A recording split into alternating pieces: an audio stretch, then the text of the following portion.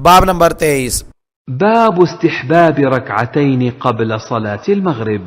नमाज मगरिब से पहले 2 रकात पढ़ना मुस्तहब यानी पसंदीदा है। हदीस नंबर 1938। وحدثنا أبو بكر بن أبي شيبة وأبو كريب جميعا عن ابن فضيل قال أبو بكر حدثنا محمد بن فضيل عن مختار بن فلفل قال سألت أنس بن مالك عن التطوع بعد العصر فقال كان عمر يضرب الأيدي على صلاة بعد العصر وكنا نصلي على عهد النبي صلى الله عليه وسلم ركعتين بعد غروب الشمس قبل صلاة المغرب فقلت له أكان رسول الله صلى الله عليه وسلم صلاهما قال كان يرانا نصليهما فلم يأمرنا ولم ينهنا।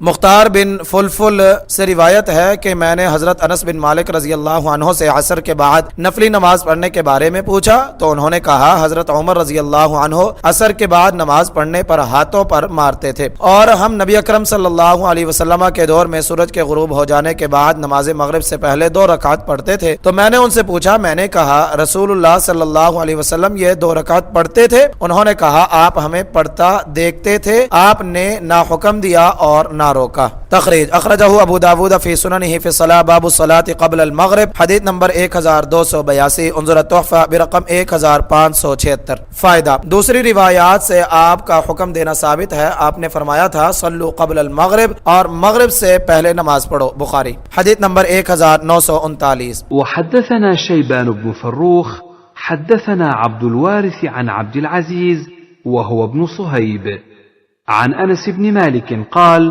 كنا بالمدينة فإذا أذن المؤذن لصلاة المغرب ابتدروا السواري فيركعون ركعتين حتى إن الرجل الغريب ليدخل المسجد فيحسب أن الصلاة قد صليت من كثرة من يصليهما। हजरत अनस बिन मालिक रजी अल्लाह अन्हु बयान करते हैं, हमारी मदीना में आदत थी कि जब मुअज्जिन मगरिब की अजान देता तो सहाबा सुतूनों की तरफ लपकते थे और 2-2 रकातें पढ़ते थे। हत्ता कि एक मुसाफिर मस्जिद में आता तो ये समझता कि मगरिब की नमाज हो चुकी है, क्योंकि लोग कसरत से ये रकातें पढ़ते थे। तखरीज तफर्रद बिही मुस्लिम उन्जुर तोहफा बिरक़म 1058। फायदा, नबी अकरम सल्लल्लाहु अलैहि वसल्लम के अहद मुबारक में नेकी का शौक और आखिरत की फिक्र बहुत ज्यादा थी, इसलिए सहाबा किराम रजी अल्लाह अन्हुम नफली नमाजों का भी एहतमाम करते थे। जैसे जैसे दुनियावी मालो दौलत की रग़बत बढ़ती गई और लोगों के मशागिल व मसरूफियात में इजाफा होता गया, इस कदर नवाफिल का एहतमाम कम होता गया। इसलिए बाद के अदवार में मगरिब से पहले की 2 रकातों को नजरअंदाज कर दिया गया और इस तरह के अमल का यह नतीजा निकला कि बाज़ हजरात ने तो इनको बिदात करार दे दिया और इमाम मालिक और इमाम अबू हनीफा भी इनको सुन्नत नहीं समझते। हालांकि लोगों के तर्क कर देने से आपकी सुन्नत तो मनसूख नहीं हो जाती। जब ये 2 रकात सही अहादीस से साबित है और आपका सही हुक्म भी मौजूद है तो इनके इस्तेहबाब में क्या शुबा हो सकता है।